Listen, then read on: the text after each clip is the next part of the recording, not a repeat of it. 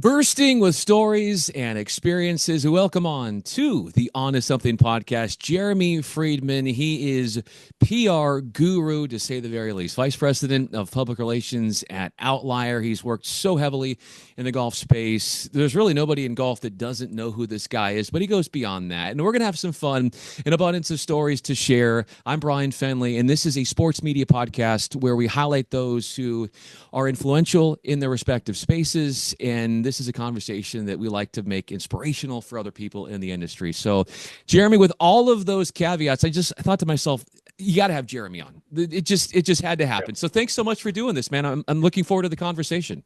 Yeah, Brian, thank you for having me on. I know we've been trying to do this for a bit and had some stops and starts with all of our travel schedules. So yeah, I'm happy to be on and happy to chat with you. Well, with how many miles you're traveling, how many tournaments, there's really not a downtime for you with your schedule. When you're working a golf event, what is your sleep schedule like? Oof. Golf event. Yeah, it's I'll sleep next week is the sleep schedule. It's at a golf event, kind of in my world now in running media centers and in handling all the press and all the media operations. I'm the Philo guy. I'm the first one in, last one out, right? It's the, when the dew sweepers are out on the course and the operations crew first get there, that's when I get there.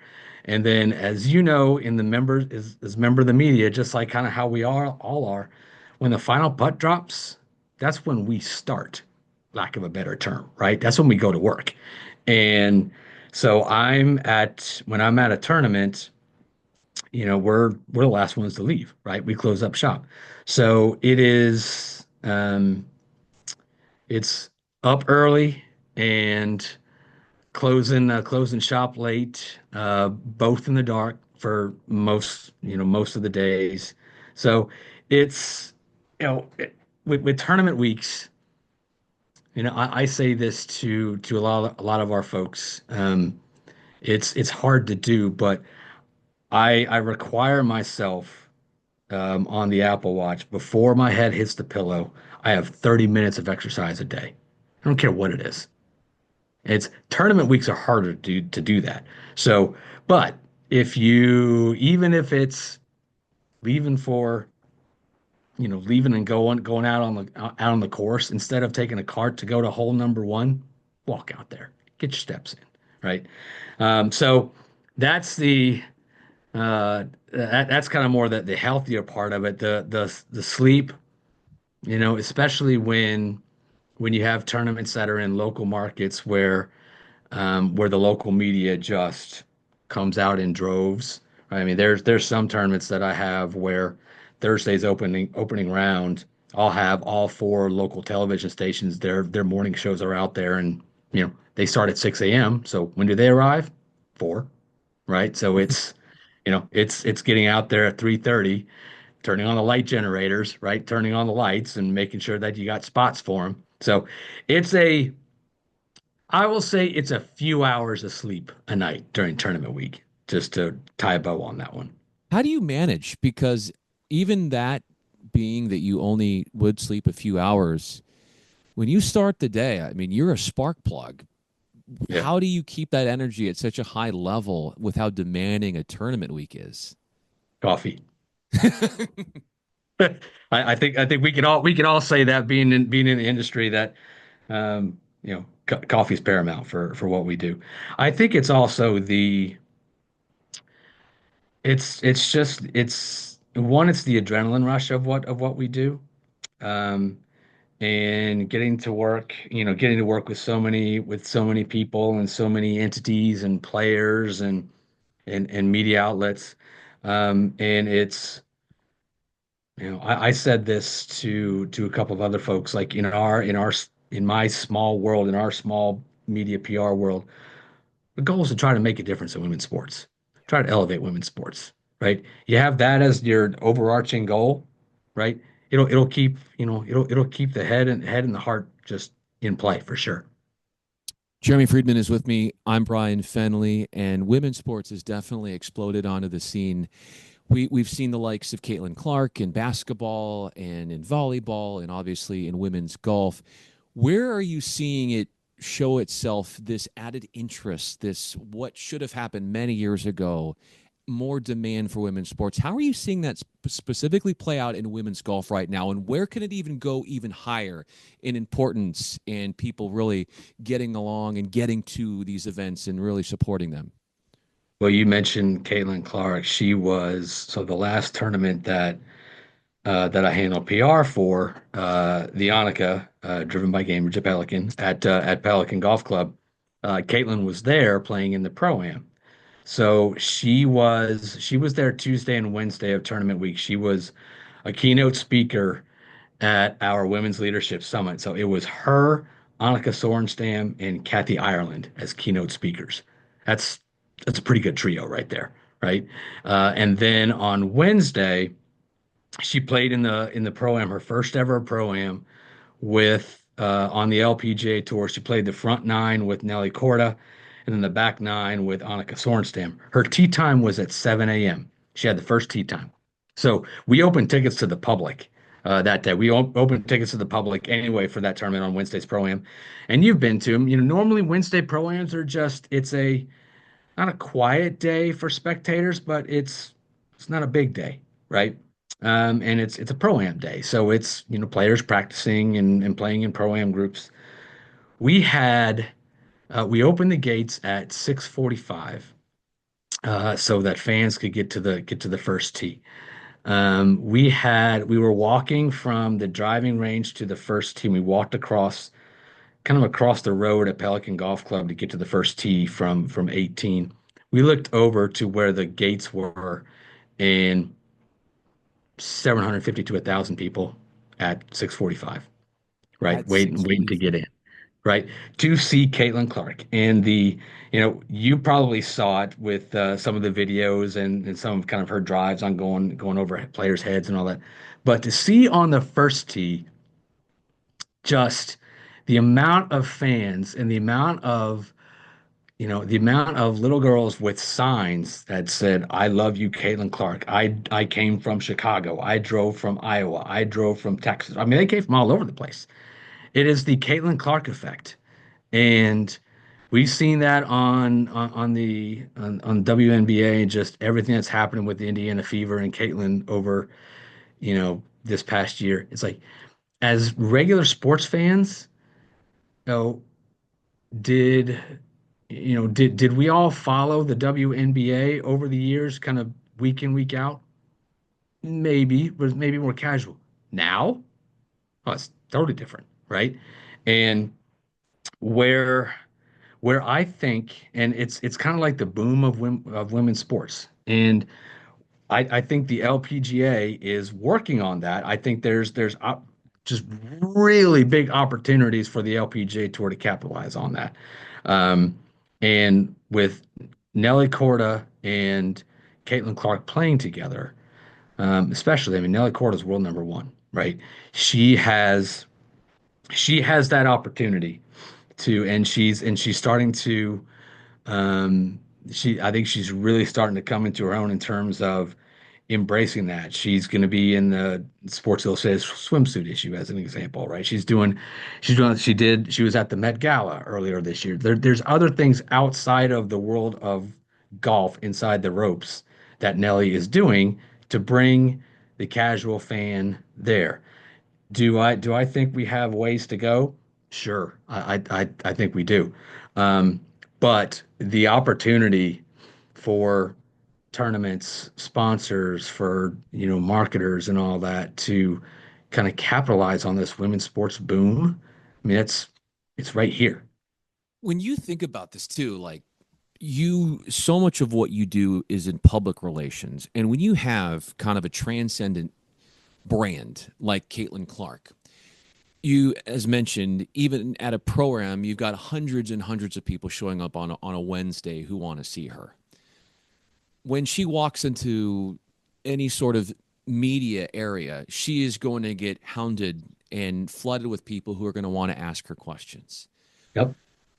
Of all of your responsibilities, how challenging is it? What is it like living in your space when you've got a brand like that and you've got all of these people who want to all get a chance to get front and center with her, face to face conversations, and there's just not enough time in the day for that to happen. So, how do you Sure. go about dealing with that?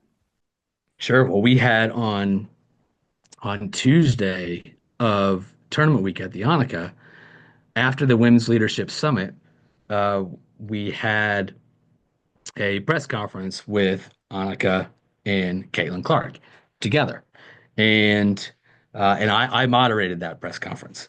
So it was kind of it was the third press conference in a row for that day. On the LPGA tour, we usually do pre-tournament news conferences on Tuesdays and Wednesdays with defending champion or local player or past champion, but you do it in a way where it's kind of smart and strategic with because as you know, as members of the media, which we are, um, we want players that that we can relate to, that resonate, that we can cover and that we can write stories on, right? So we had that day, we had the first press conference was with Brittany Lincecum, who was she stepped away from, or this year was her final full-time her final full-time season on the LPGA Tour. And she was a sponsor exemption at our tournament, and she's a Tampa resident. So this was a hometown event. So all the local media, they wanted to cover her, right? So when we were planning all this, I said, let's do this. Let's have Brittany Lincecum go first, and then we'll have Caitlin Clark go last. So all the local and national media are able to get all of these stories in kind of one fell swoop, right? So we had Brittany go first, um, and then in the middle we had Annika. It's called the State of the Annika. So we had Annika Sorenstam go, kind of like it's similar to see at the Arnold Palmer Invitational over the years when Mr. Arnold Palmer would do his State of the Arnold Palmer press conference. That's kind of what we're doing with Annika. Same thing. It's kind of the state of the Annika, and she would kind of talk about the state of the game and state of the LPGA Tour. She did that with the owner of Pelican Golf Club, Dan Doyle, and then title sponsor Dan Towers with Gamebridge. So they would talk about the tournament, and then we had Annika and Caitlin, and we had we had, I mean, it's, you're working with the, you're working with somebody like Caitlin. I mean, it's everything you do, you're working through their agents, right? And you're working through their management teams and you're prepping and you're prefacing, and naturally there's a lot of stories in the world, particularly like a couple of weeks ago, where stuff that's going on in women's sports, or stuff in politics, which we didn't want to get into, or stuff like back then the story was out there about the unrivaled league still trying to woo Caitlin to go to go there. So I assured my like one of my big initiatives was to basically rest assured Caitlin and the management team, here's going to be the focus. Here's going to be the focus um, of the interview, the press conference. Here's going to be general questions. As members of the media, right? Which we are. Like, I mean, you've been doing this Fox Sports and place for a long time. I was a Golf Channel on NBC for a long time. You can't you can't require in our world doesn't fly, right? You can't say you cannot do this, right? It's that just that gives us as members of the media the ammunition and the wherewithal to be like, we're going to ask it another way to be able to do that. So what I did was in between um, in between Annika's press conference and before Annika and Caitlin came on, when we were having all the TV cameras and all the media reset. I mean, because it was a packed house. I mean, it was probably one of the larger LPJ press conferences that I had seen. I mean, we had 13, 14 cameras, and from TV stations from all over the place. We probably had at least, I would say, 75, 60 to 70 to 75 people in that room. And so what I said, because and also because I'm the media director for the tournament, right? So I'm helping to coordinate everything that they're doing that week. So I know all these folks, right? I've worked with them all for over the years. So I just put in the ask, and I said, hey, we have only like finite amount of time. We only have probably about 10 minutes or so, maybe 15 with Annika and Caitlin. So everybody, I know that everybody's going to have questions. I'm going to ask the first few, then we'll open it up. If we could do one question and then move on, and then follow-ups after that would be great. And also, Caitlin is here on behalf of Gamebridge, on behalf of title sponsor Gamebridge. She's a Gamebridge ambassador. She's here to play in the Pro-Am tomorrow. She is super excited about golf.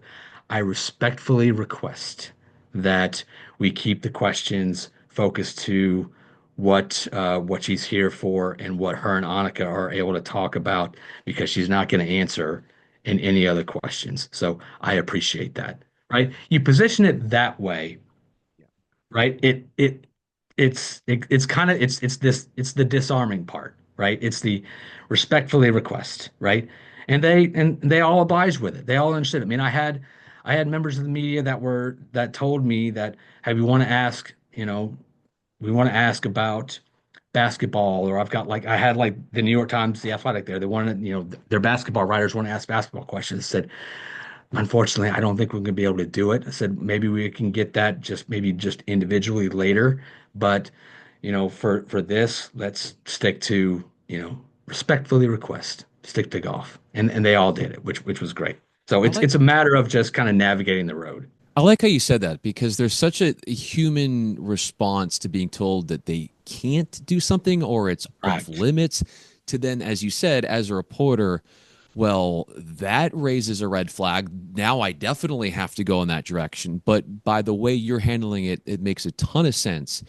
And there has to be this juggling match between especially when look life happens, things happen, unfortunate things happen, controversy happens, and part of what you have to do is protect the person, but you Yeah, also know at the same time that people want to know what's really going on, and there's the journalistic aspect as well. sure. So let's say there's a situation, and it can be hovering around golf where the person is there first and foremost. You have to protect them in a way, but also giving credence to the job that the reporters have to do when the situation is a little bit more serious, where it's not sort of like, "Hey, Caitlin Clark, what's up? What are you doing? What's basketball?" But Yeah. where it's harder news sort of topic. Yeah. There's, and I've been, and I'm sure you have too. I've been on part of that on both sides of the fence of where kind of where I am now as, as a media and PR guy for a lot of sporting events and tournaments, but going back to in my days as a PR guy and media guy for Golf Channel and NBC Sports.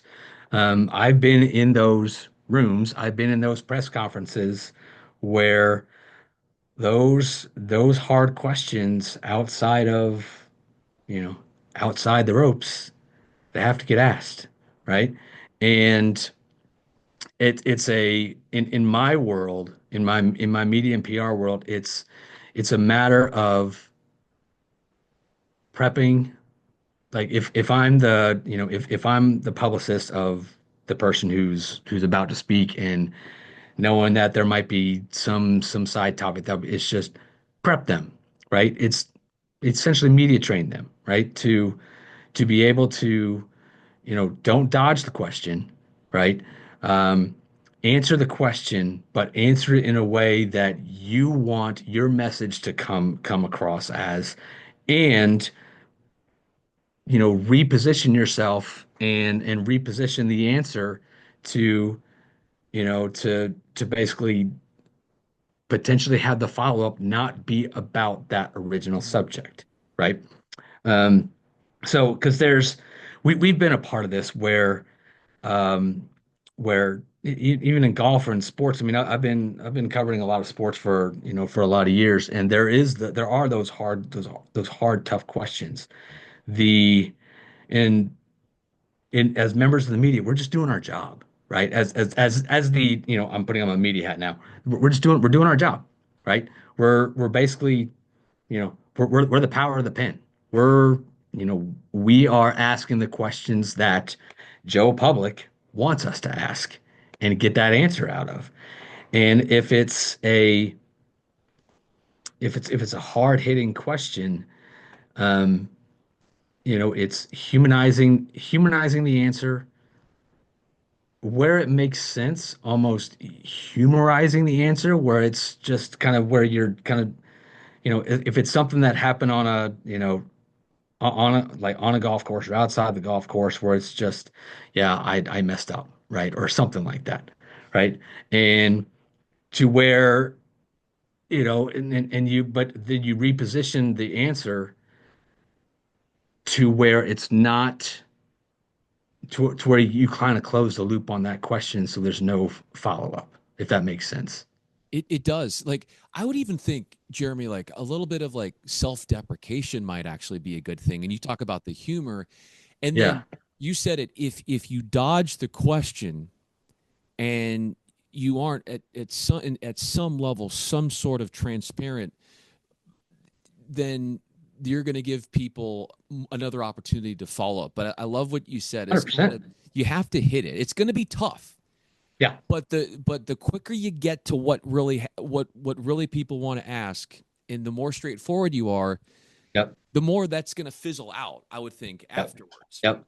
I'm trying to think of I can't think of one recently. I'm trying to think of an example of that. I can't think of one from recent, but like, well, probably one from a year ago. Um, at our tournament, we had a member of the media, and I didn't help prep this, but the LPJ tour did. We had a member of the media ask, I believe it was Nelly in a pre-tournament press conference about the LPGA's transgender policy Sure. and her thoughts on it, right? Because that's been out there, right? That's been in the news recently with the LPGA changing their policies, and Nelly did a good job answering it. She said that, the LPGA has had this long standing policy as members of as LPGA players and LPGA members. We trust, what the LPGA board decides, which is the best for us, and we'll just follow their lead on what they decide. Something like that, right? I don't. That's not. I'm paraphrasing it, but Yeah. that's kind of the gist. It's going, oh, okay, pretty good way to answer it. Yeah, that is a fantastic way to answer it, where you're not avoiding it, you're talking about it and you're deflecting, and everything you're saying is how you feel too. Like Yeah. there's nothing about what she said considering the topic, and I'm sure you've had other situations where that sort of that comes up where you get a question as a golfer that might not necessarily be golf related. Maybe it's a current events question and you're caught off guard. I guess it's hard, like even in a situation where you know something's coming, what, like, because there's some things like it's hard to probably prep for, like in your position, you know what potentially could be asked, but at the end of the day it's kind of like you never really know where people are going to go with their questions. So like, to what extent do you feel like, Jeremy, if when you're on that side of things, when you're on the PR side and you're protecting the interviewee and their brand, where you prep, but like, where is it that like there's only so much you can do, if that makes Yeah. sense, with the prepping? That's totally fair. There's only so much you can do, and I think as a uh, athletes, I think they understand that too. And I think one of the things that across not only in golf, but we talked about tennis earlier and in basketball, and also athletes that are coming right out of school, right out of college, for example, into the pro level, it's they all need to get media training on this stuff, right? And because they are going to be in the spotlight and what they say matters, what they say makes a difference. what they don't say also makes a difference, right? And we see that from time to time where it's the non-answer or the defensive answer. That's what gets clipped off, and that's what you see on, on Sports Center or other places versus just a normal answer. Um, I think in my opinion, especially like on the LPGA tour, which is where I spend most of my time now, handling PR for, every player should get when they if they're a rookie, every player should get full on media training. And when I say full on media training, they should get it from the likes of, say, Kevin Sullivan, who I've worked with in NBC Sports, former White House PR guy, the Ari Fleischers of the world. We used to have Ari Fleischer come in and give media training to our Wow. executives at Golf Channel and NBC, right? And those it's I mean, just sitting in on those media training sessions are just something else, right? Well, if I were to interject there for a second, what is it like sitting in on one of those sessions with Ari, like given his experience and what he's had to face media wise?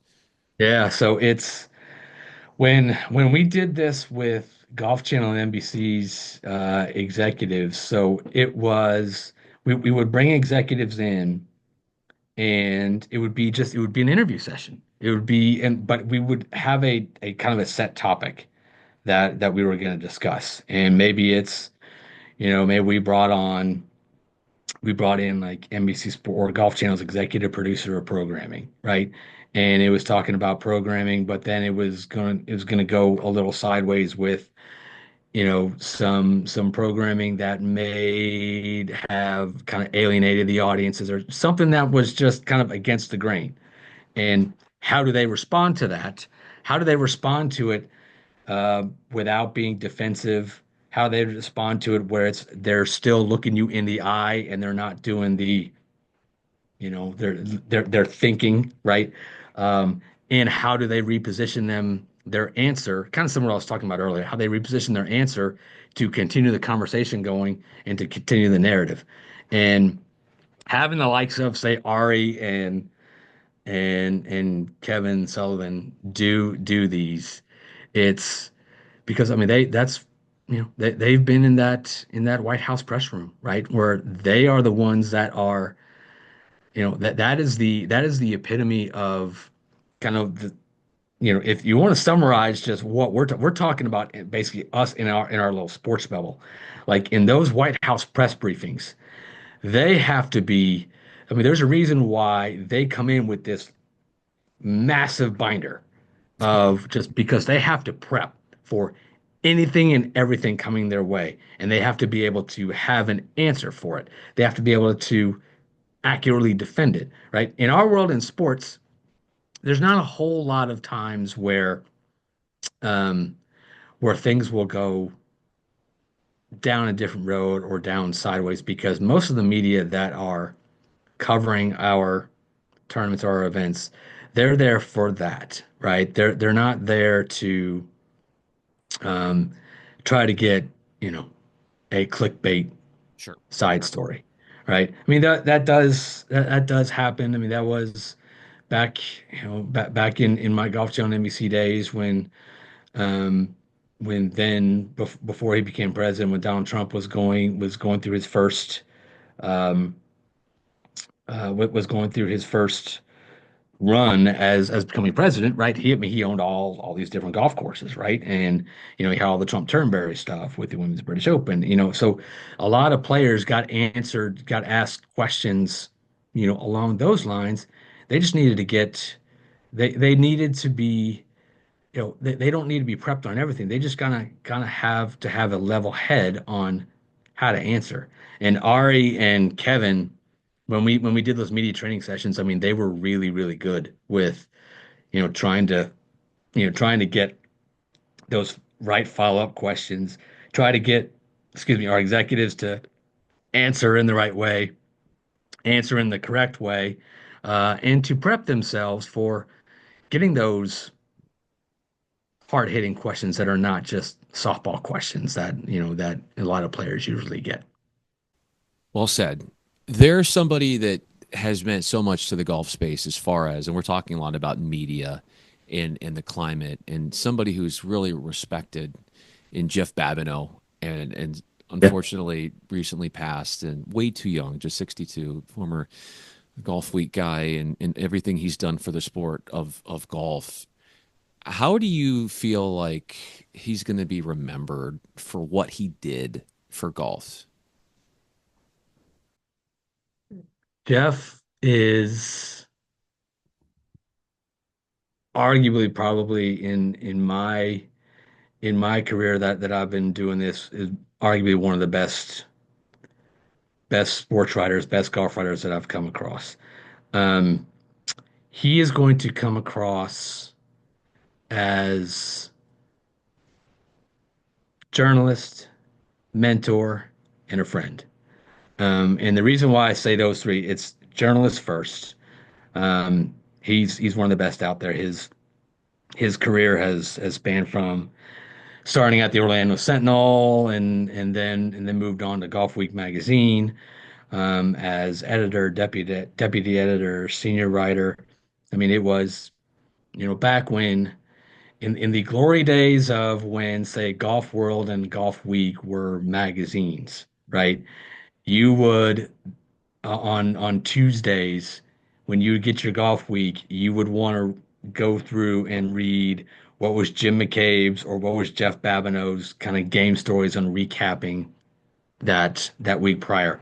And what Jeff would do in his stories, just like what a lot of writers do, a lot of members of the media do, and that's kind of our overall goal is to take you there, right? It's like just like you're reading it, just like you're reading a book, like that you are there.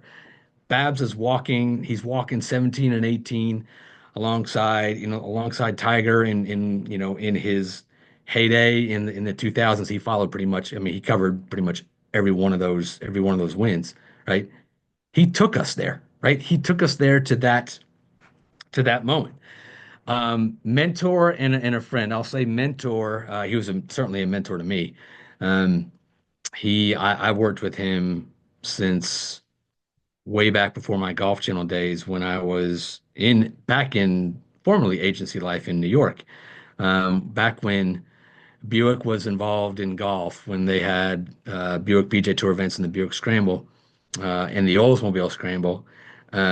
We did the first story that I ever worked with Jeff on. This was going back in my New York days. This was right after 9/11. And we had the tournament was called the Oldsmobile Scramble. It was the world's largest amateur golf tournament. We'd have teams from all over the country who would travel in. And we had a team from Port Jefferson, New York, who advanced from local and sectionals to the national championships, which were at Disney every year in Orlando. And so the captain of the team, lack of a better term, Frank Bonomo was New York City firefighter in Engine Company 230 out of Brooklyn, New York. I still have the armband. He passed away in the towers, and when the World Trade Center collapsed. So the team from Port Jefferson, which is on Long Island, they were deciding if they were going to play or not. And because the national finals was probably like a month later, I think it was like early October in 2001. And so when when they decided to play, and Frank was replaced by his dad, who taught him the game. And then his teammates were Frank's best friends. They were the four of them were Saturday golf buddies every Saturday through and through. And so when Frank's dad decided to play, they let us know that they were in.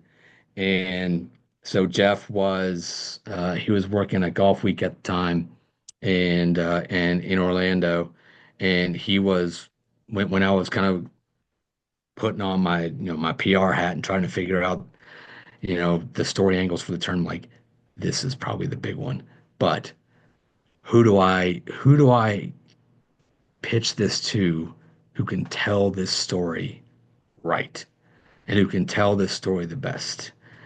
Babineau was my first phone call. And that was literally a phone call because that was way back when texting and all that stuff didn't happen. So I called him up. I still have the news clipping of it. And he followed the group around for an entire 18 holes, and it was a cover story that he did for Golf Week, and it was it was one of the coolest stories that I had read. And that was my first time really working with him. And over the years in my time at Golf Channel and NBC, I worked with him a lot. Um, he was a journalist. He would call me up, and there were some things that he'd call me up about, saying, "Hey, Jeremy, so this happened on air, or this was said on air, or I heard about this about one of your analysts. Can you get a comment for me?" I'm like, "Yep, I'll work on it." But he was always in the calm demeanor, right? That was kind of his MO. He was always just a cool, calm, and collected um, individual. And when he was in media centers, like you could tell his voice, right? He's like, Babs is here. Yeah, and now we got to turn because Jeff Babineau's here.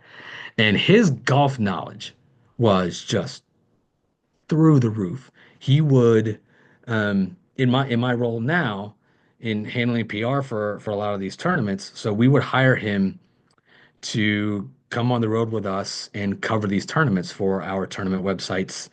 And also he would write for, say, he would string for, say, AP or Global Golf Post and kind of write the gamer stories. And just the the stories were so thoughtful and impactful, and also the questions. We talked about this before we started. The questions in the press conferences and in the media centers were also thoughtful and impactful because Jeff covered this tour. Jeff covers golf. Jeff is like his brain was like encyclopedia. So, and when you're in a media center, before the tournament is over, there is not a single person that Jeff Babineau has not had lunch with, has not sat down and chatted with, right? It's just, and or vice versa. Come up and sit and just chat, talk. I mean, he grew up in Cape Cod, so he's a huge Red Sox fan, right? So, and he's a huge Pats fan, so he's big Northeastern guy, and so just talking other sports with him was just a total thrill. Mentor. I say that he was a mentor to me. I mean, he was a mentor, and you go on the internet and start to see some of these tributes, and more is going to come because this just happened. For the current staff at Golf Week magazine, even for a lot of staff who has moved on from Golf Week magazine, for like my colleagues all at Golf Channel, mentor, right? He was never shy about providing a helping hand. One of my interns, Carson Racich, who I talked to her this afternoon, and let her know. She just graduated from Florida Gulf Coast University, and so I brought her on to basically be Jeff Babineau's almost number two person, right? And kind of working in media centers and kind of follow Jeff and write for our websites, do social and all that. And she learned from the best. And she received um, it's called the Ron Balicki um, golf scholarship, or for journalism. Ron Balicki was a Hall of Fame award-winning golf writer for Golf Week magazine, and so there's a scholarship that's under his name that the Golf Writers Association of America and Jeff Babineau oversees, and Carson was the recipient of that last year through being at tournaments, and Jeff would saw, her passion for sports writing, her passion for golf, and said, that's somebody who's gonna go somewhere. And so when I called Carson today and told her about Jeff, one, she's heartbroken, just like we all are. And she's like, yeah, Jeff was one. No matter when I called or when I texted, he always had time for me. That's that's kind of the essence of Jeff Babineau. It's like no matter how busy he was or how much he was traveling, he always had time for you. So, journalist, mentor, friend, and he is to say that he's going to be sorely missed is an understatement. We've lost one of the legends in the golf industry. There's nothing more valuable than time.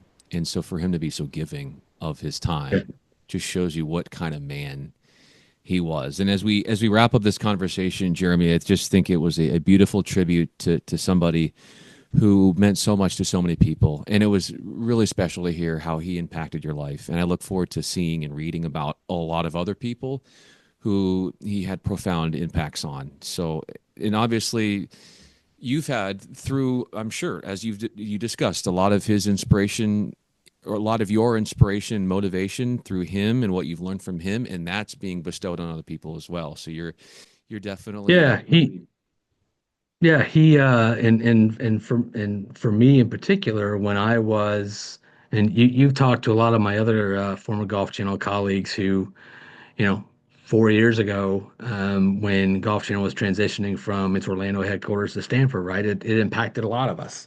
And Jeff was one of those first ones to reach out to me and say, "Hey, I've been there, right? It's going to be okay. It may take a little time, but life will find a way."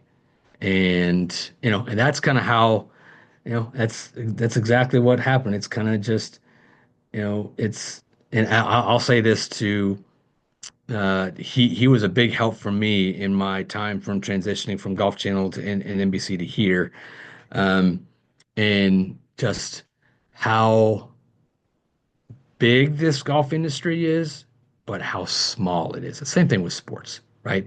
We're all like the 6 degrees of Kevin Bacon, right? We all kind of know each other, and how my transition from Golf Channel over to here at Outlier back in 2021. I mean, Jeff was one of the first ones that gave a letter of recommendation to my current top bosses because he's covered them, right? He's worked with them over the years, and so when you have somebody like that, yes, journalists you know, can be hard, right? I mean, they that's that's what I am, right? That's what we're paid to be. We're not paid to be, the softball people. Now, PR folks, they like to call us the softball folks from time to time, but I come from that both sides of the fence. But Jeff is that one where he's got that journalistic nature, but also, like I said, he will take time for everybody. And yeah, and what he instilled upon me, over the years, and how he kind of redefined himself as as somebody who was, I mean, he's the epitome of just your traditional sports writer, right? When the final putt drops, he's almost done with his story, and yeah. he's ready to file his story, right? And but at the same time, he's almost done with his story while he's been chatting with other members of the media, while he's been helping helping my intern with, said story and all that. And it's the balancing act that he would do at tournaments, and for the game of golf itself, because he was secretary of the Golf Writers Association of America, when he passed. So, which was super passionate for him too. So, just it's a once in a generation thing, I think, with him. And yeah, he will be sorely missed by a lot of us in the industry for sure. So well put, so beautifully said. And Jeremy, I know that his spirit will continue to live in your life. And as we talked about, there's going to be a lot of people that are going to come out and say some really nice things about him, and Yep. to be able to Oh, share for that sure. with you obviously is a token of your appreciation and support and love for him and his family. And I I know a lot of people are going to like your tribute to him during this conversation. So I appreciate that. I appreciate you. Yep. Thank you for making the time on this podcast. Jeremy Friedman, I'm Bryan Fenley, Vice President of Public Relations at Outlier. Thanks so much for doing this. We went behind the scenes. We got a look at both sides of the aisle, whether you're the PR or you're the media side, some of the tough questions and how you deal with that, living in your Yep. headspace, and then a great tribute as well to Jeff. Thanks so much, man. This was a great conversation. Thank you, Brian. Anytime. Happy to join.